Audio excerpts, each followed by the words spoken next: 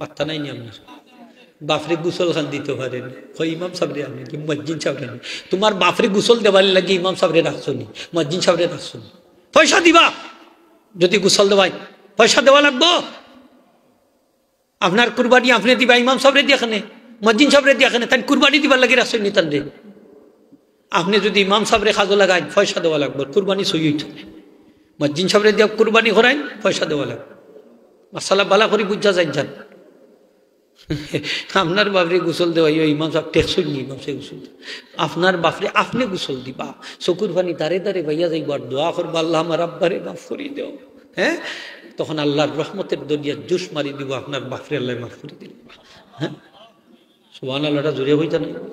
নিজের বাপরে নিজে গোসল দিতাম চাইনি না চাই না আপনার বাবাফে আপনারে গোসল দিছইনি না দিছইনি না দিছইনি মাতকা সকলে আমরা মা বাপরে গোসল দিতাম না মারে তো আর পারতাম না বাপরে তো দিতাম হইব না মারেও দিলাইতাম মারে আমরা পারতাম না মহিলা মরলে মহিলারে গোসল দিবা আর পুরুষে গোসল দিবা কেবলমাত্র ব্যতিক্রম হইল স্বামী মারা গেলে স্ত্রী গোসল দিতা ওকাতে কিন্তু স্ত্রী মারা গেলে স্বামী গোসল দিতা হোকাফ পারুই হোকাতে আপনার দেশে ইটা চল আসেনি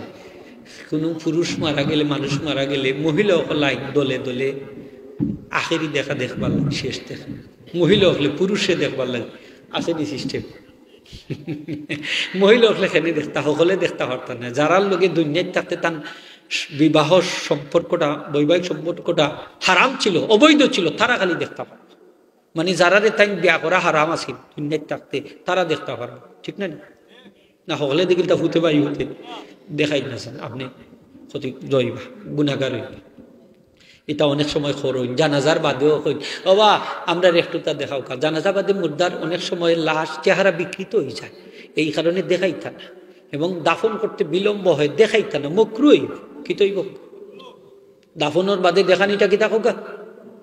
মাথা নাই নিও তো আলিম যাব বলি কেন মানুষ সকল আছে হইকা কি তৈব আমি যদি দলিল ছাড়া কথা হইতে তো অসুবিধা আছে না নি মনে করুন মকরুইব দেখাই না আগে দেখাই না হোকা না বাদে বা আগে দেখাই যা দেখানির কাজ আগে সম্পন্ন করি বুঝাইতে পারছি তো ইনশাল্লাহ সূরা ইয়াসিন তেলাওয়াত করলে লাভ কি লাভ হইল প্রতিটা হরফের বিনিময়ে আসমান থেকে দর্শন করি রহমতর ফিরিস্তা না দিলইবা